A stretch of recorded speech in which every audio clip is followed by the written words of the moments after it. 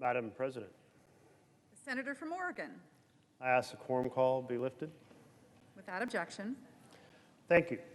I'm on the floor today to talk about the nomination of Ambassador Julieta Valls Noyes to serve as Assistant Secretary of State for the Bureau of Population, Refugees, and Migration. Originally nominated last July, Ambassador Noyes' nomination was reported favorably out of the Foreign Relations Committee in October. Since then, she has waited in limbo for all of us to act. Ambassador Noyes has a distinguished 35-year career with the State Department, serving in important and challenging roles. Many of those roles tied directly to the work she would be doing at the Bureau of Population, Refugees, and Migration, often referred to as PRM. As ambassador to Croatia, she presided over the final stages of a refugee resettlement program after the Balkan Wars, while hosting regional conferences and trainings for prosecutors, police, and judges on refugee-related issues. As Deputy Assistant Secretary in the Bureau of European and Eurasian Affairs, Ambassador Noyes oversaw relations with 11 Western European countries and the European Union, some of our country's most critical partners. From 2005 to 2007, Ambassador Noyes was Director of Multilateral and Global Affairs in the Bureau of Democracy, Human Rights, and Labor, where she ran international negotiations on human rights, both at the United Nations in New York and in Geneva. In that capacity, she also held consultations with the European Union, with the African Union, with other partners, and she was a member of high-level delegations that presented periodic reports to the United Nations on U.S. compliance with major international human rights treaties. She has been recognized as a strong manager. She has overseen large teams. She has administered huge budgets. In addition to all of this, she is the daughter of Cuban refugees who directly benefited from the work of the Bureau of Population, Refugees, and Migration. So she has a personal connection to the importance of the Bureau's work. When you think about that list of qualifications, she's really the ideal person to lead PRM. What's the rush? Some may ask. PRM hasn't had a confirmed assistant secretary since the days of the Obama administration. Well, all the more reason that it should have one now. It shouldn't be a rudderless organization when addressing so many important issues for our nation. PRM has a major role in human rights and humanitarian efforts abroad, as well as providing aid to refugees here at home. PRM is responsible for directing more than $3 billion in life-saving humanitarian aid around the world to more than 84 million forcibly displaced people. 80% of those are women and children. So if you care about the plight of women and children around the world, you want to have an experienced leader making sure those dollars are efficiently allocated to best effect. PRM leads the rebuilding of the U.S. Refugee Assistance Program. PRM works with other governments to promote regional migration solutions.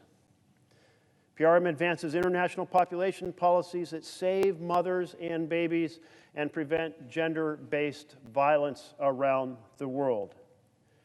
PRM leads diplomatic efforts for international burden sharing to better reduce suffering and to be more effective in saving lives.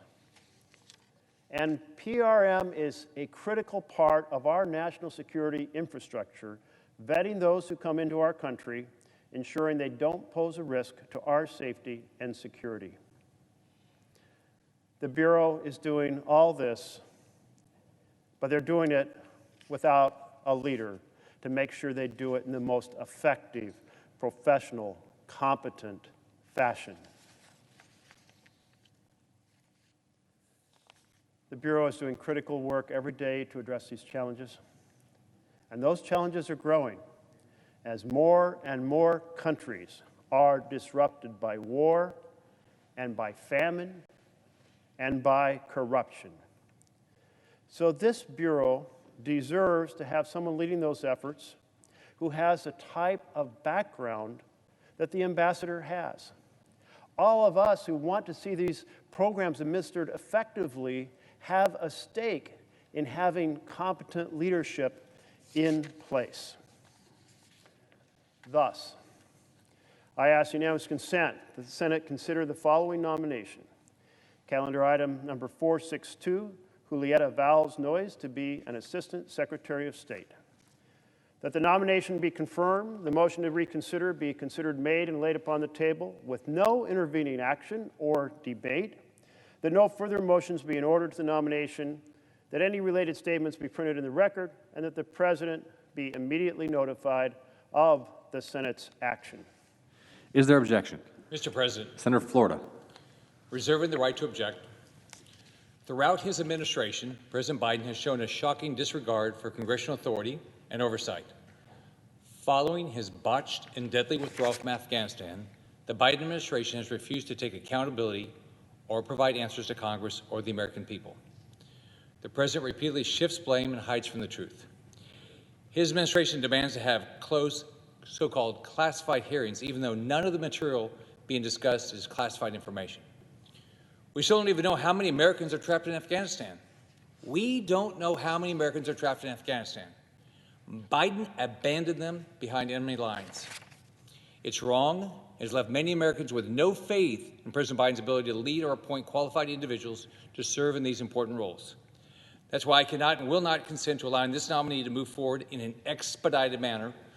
We should take a vote so every senator can get on the record with their support or opposition to this nominee. Mr. President, therefore I object. The objection is heard. Mr. President, Senator from Oregon.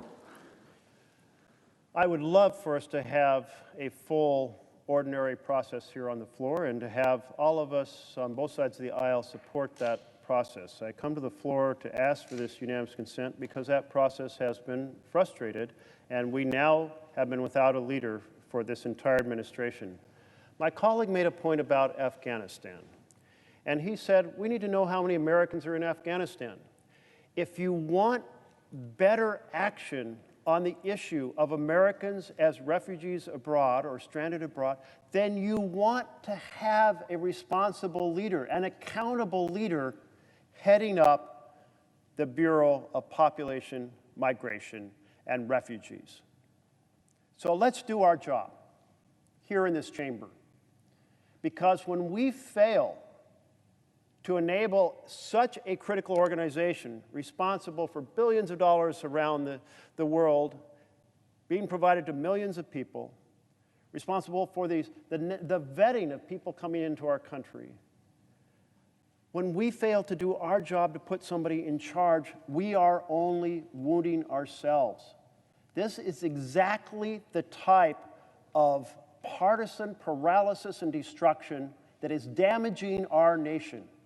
We need to get this confirmation completed. Thank you, Mr. President.